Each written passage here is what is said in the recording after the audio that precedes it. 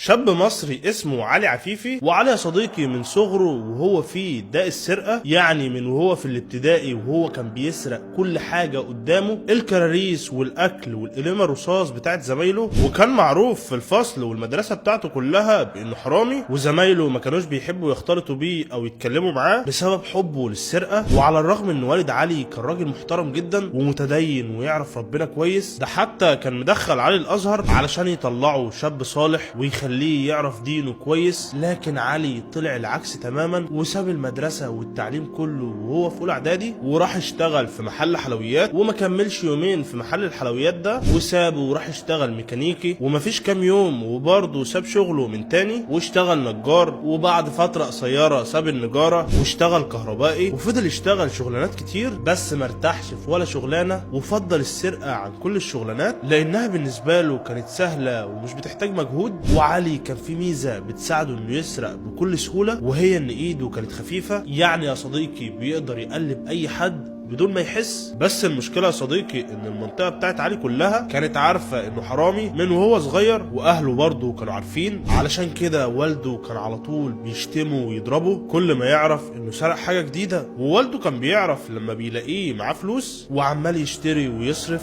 فعلى طول كان بيسأله ويقول له انت جبت الفلوس دي منين، وكان بيربطه بالجنزير فوق، بس برضه مفيش اي فايدة. وعلي علشان يهرب من والده ويخلص منه قرر انه يسافر محافظات جديدة ويسرق فيها، وبالفعل يا صديقي راح الدقهلية والغربية والمنوفية والشرقية والقليوبية ولف محافظات مصر كلها، وبدأ يسرق من الناس فلوسهم وذهبهم وتليفوناتهم، وعمل عمليات سرقة كتيرة جدا لحد ما في يوم من الأيام نجح إنه يسرق 15,000 جنيه من واحد من الناس. ولما راح على المنطقة بتاعتهم بدأ يوزع الفلوس على أهالي المنطقة، يعني يا صديقي قابل واحد واداله 1000 جنيه وقابل واحد تاني واداله 500، وفضل يوزع في الفلوس لحد ما بقاش معاه غير 10,000 جنيه. ولو مستغرب يا صديقي من إن علي كان بيوزع فلوس على الناس، فحب أقول لك إن علي على المستوى الإنساني كان شخص طيب جدا وأغلب من الغلب، وده يا صديقي بشهادة أهل المنطقة كلهم، بس عيبه الوحيد هو ده السرقة ده. المهم يا صديقي إن لما علي وصل عند بيت أبوه ودخل على أوضته، أهالي المنطقة اللي علي وزع عليهم فلوس راحوا وراه على بيت أبوه وبدأوا يتكلموا مع أبوه وقالوا له إحنا شاكين في علي إنه رجع يسرق تاني، لأنه كان معاه فلوس كتير جدا النهارده ووزع علينا وعلى كذا حد من أهالي المنطقة. فوقتها والد علي دخل عليه الأوضة وربطه بالجنزير فوق كالمعتاد وقعد يضرب فيه، وسأله عن مكان الفلوس اللي سرقها وسرقها من مين وفين وامتى. فعلي وقتها يا صديقي قال له على كل حاجة، فوالده سابه مربوط وراح جاب 10,000 جنيه من المكان اللي علي قال له عليه ورجعهم للراجل اللي علي سرقهم منه، وهو بيرجعهم له قعد يعتذر له جامد وحكى له عن معاناته مع ابنه وعن قد ايه هو مغلبه. فوقتها الراجل احترم والد علي جدا وتفهم موقفه وخد منه ال10,000 وهو مبسوط جدا لانه اصلا كان فقد الامل تماما في الفلوس كلها. المهم يا صديقي ان في الوقت اللي والد علي كان بيرجع فيه الفلوس للراجل، علي كان قاعد حزين جدا وضميره عمال يأنبه على البهدله اللي بيبهدلها لوالده والمصايب والفضايح اللي جايبها له،